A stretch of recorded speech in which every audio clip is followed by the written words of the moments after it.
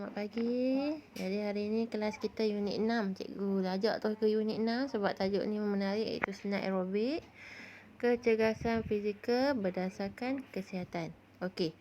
Jadi kalau tengok standard kandungan kita, melakukan kecergasan fizikal mengikut komponen kecergasan kesihatan, mengukur tahap kecergasan fizikal kesihatan, mengaplikasikan pengetahuan dan prinsip bagi meningkatkan kecergasan fizikal berdasarkan kesihatan, mengaplikasikan konsep, prinsip dan strategi dalam pentaksiran kecergasan fizikal, mematuhi dan mengamalkan elemen pengurusan keselamatan, menunjukkan keyakinan dan tanggungjawabkan diri sama-sama melakukan aktiviti, berkomunikasi dalam pelbagai cara semasa melakukan aktiviti, dan membentuk kumpulan dan kerjasama dalam kumpulan, memahami dan mengaplikasikan etika dalam sukan semasa melakukan aktiviti fizikal.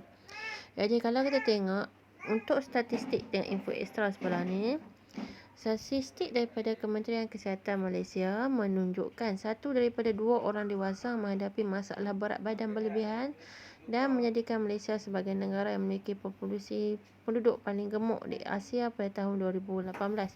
Kajian juga menunjukkan masalah berat badan berlebihan dalam kalangan murid sekolah berada pada paras 30% daripada keseluruhan populasi. Okey, jadi kita bandingkan dulu dengan sekarang. Dulu lagi ramai, dulu tak ada banyak sangat masalah obesiti berbanding sekarang ni. Okey, kelas ni kita sambung. Kita masuk kepada kapasiti aerobik. Okey, kapasiti aerobik. Jadi kapasiti aerobik merupakan keupayaan maksimal kandungan oksigen dalam darah yang dipam oleh jantung ke seluruh anggota dan kumpulan otot-otot besar ketika melakukan aktiviti fizikal. Okey, jadi yang ini adalah definisi dia.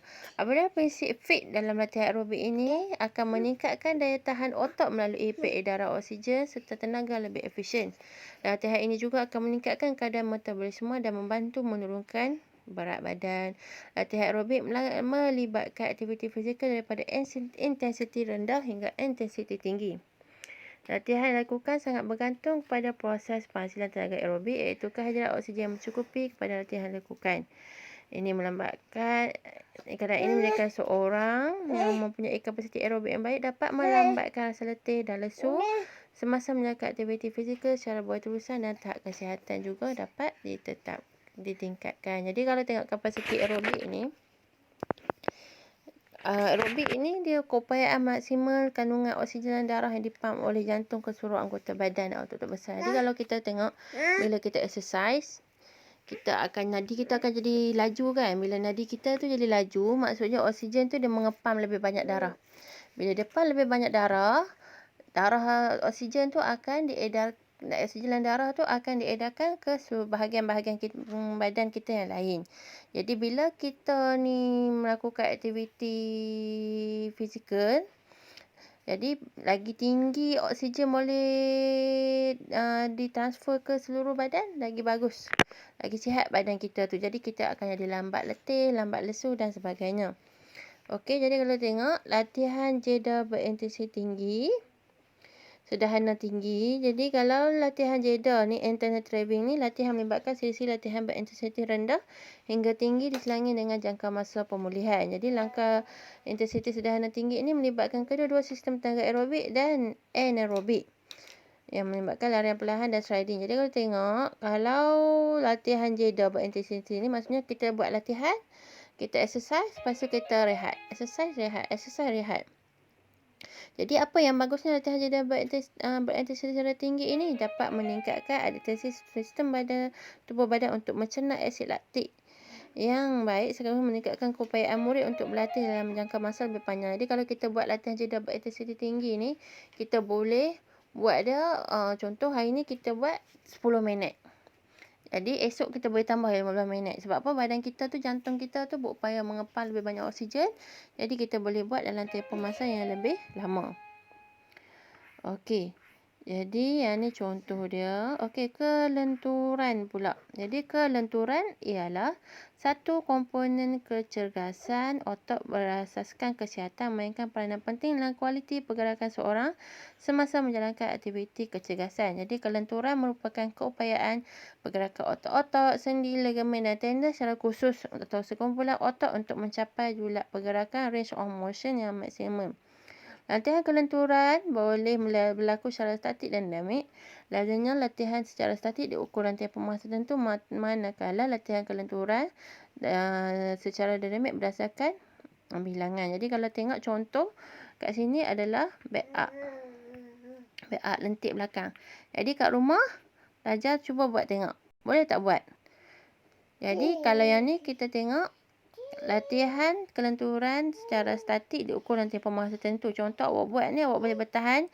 Awak bilang 1, 2, 3, 4, 5, 6, 7, 8, 9, 10. Lepas tu, latihan secara dinamik pula berdasarkan bilangan. Jadi kalau awak buat ni, awak tengok dalam ulangan berapa kali awak buat dalam masa sehari. Okey, jadi kalau yang kat rumah tu kalau rasa mampu, boleh buat. Yang tak mampu, tak apa, jangan buat lah. Saya patah pula belakang. Jenuh cikgu nak jawab. Jadi yang kedua, calf dynamic stretching. Jadi yang ni stretching kalau awak tengok selalu dilakukan oleh pemain-pemain bola ke kan, atlet-atlet. Jadi yang ni adalah calf dynamic stretching. Jadi yang ni kalau kita tengok secara statik, maksudnya kita boleh buat berapa kali kaki tu kita gerakkan dia. Mungkin 10 kali, 20 kali. Dan ulang berapa kali dalam masa sehari. Yang tu kita namakan sebagai kelenturan secara dinamik. Okey. Jadi kita ada dua jenis contoh untuk aktiviti kelenturan. Yang pertama back up, lentik belakang. Dan yang kedua calf dynamic stretching.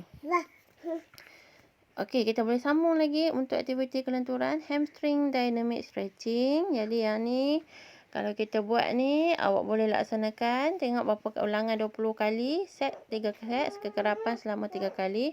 Groin dynamic stretching. Jadi yang ni cangkung ni kalau istilah kita. Cangkung. Jadi yang ni untuk kita punya paha lah. Untuk mengecilkan paha dan juga menguatkan kita punya paha dan juga punggung. Dan yang kelima, regangan sila dinamik dada dan bahu. Ini sangat bagus untuk kita punya lengan dan juga bahu. Boleh mengecilkan lengan kita. Lengan lemak-lemak yang berkebih tu kan. Okey. Jadi yang ni saja untuk kelas kita hari ini. Kita akan buat aktiviti kelenturan. 5 aktiviti kelenturan ni awak boleh buat. Jadi cikgu akan masukkan aktiviti kelenturan ni. Akan bagi satu link video YouTube.